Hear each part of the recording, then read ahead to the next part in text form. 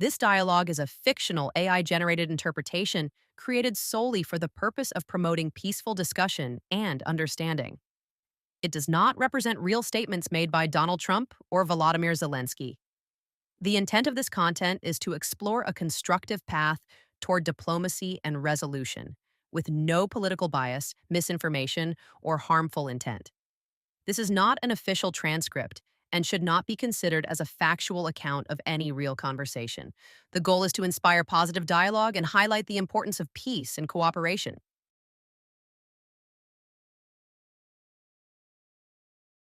Nobody wins in war. The world sees the devastation, the losses, on both sides. What we need right now isn't more conflict. We need solutions. Mr. President, Ukraine stands for its sovereignty. We never wanted war, but when someone invades your home, you have no choice but to defend it. Our people are strong. Our spirit is unbroken.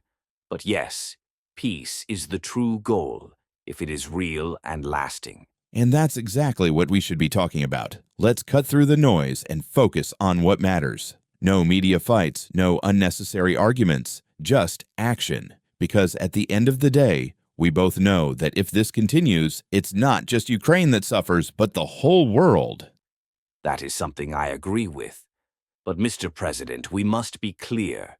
Peace cannot mean Ukraine losing its land, our people being forced from their homes, or our sovereignty being questioned.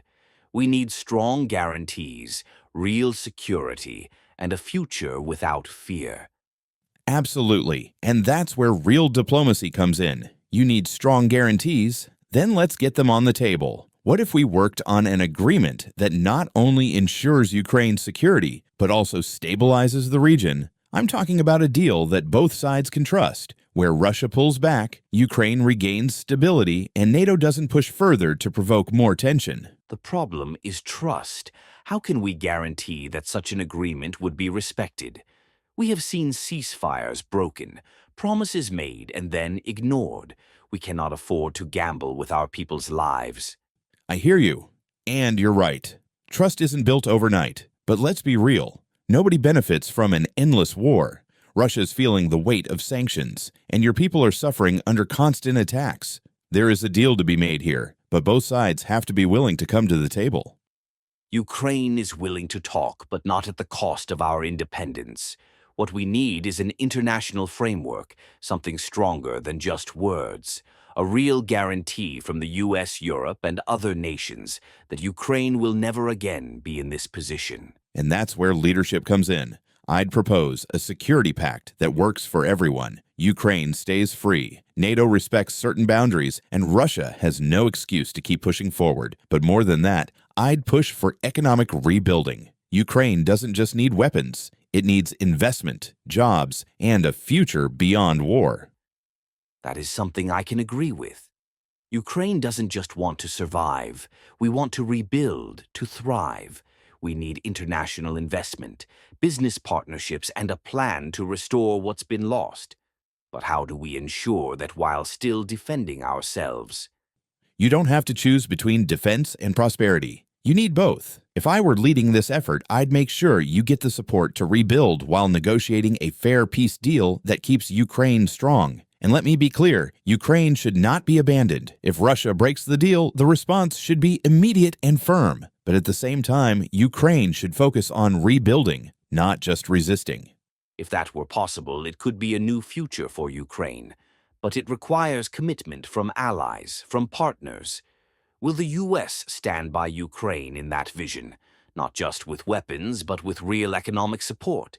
Absolutely. I'd bring in business leaders, investors, and resources to turn Ukraine into one of the strongest economies in Europe. That's how you win, not just by fighting, but by outgrowing your enemy. Imagine Ukraine as a thriving, independent powerhouse, standing strong on its own. That is a future worth working for. But, Mr. President, Russia needs to be held accountable. There must be consequences for aggression and justice for what has happened to our people. Justice comes in many forms. Sanctions, diplomatic pressure, economic competition. These are weapons just as powerful as missiles. If Russia sees that Ukraine is growing stronger every day, they'll know they made a mistake. That's how you change the course of history, not through endless battles, but by building something so strong that no one can break it. I can see that vision, but peace must come with dignity.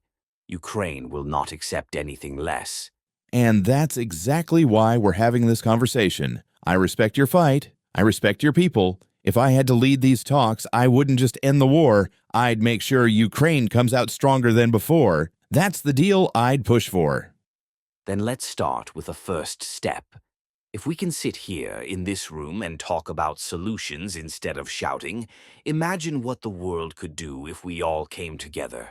Exactly. Leadership means being bigger than the moment, thinking beyond today's battle. We can make peace, and we can make Ukraine stronger than ever. And Ukraine will always stand for peace, for sovereignty, and for a future built on hope. Let this be a message to the world. Peace is possible when leaders focus on solutions, not divisions.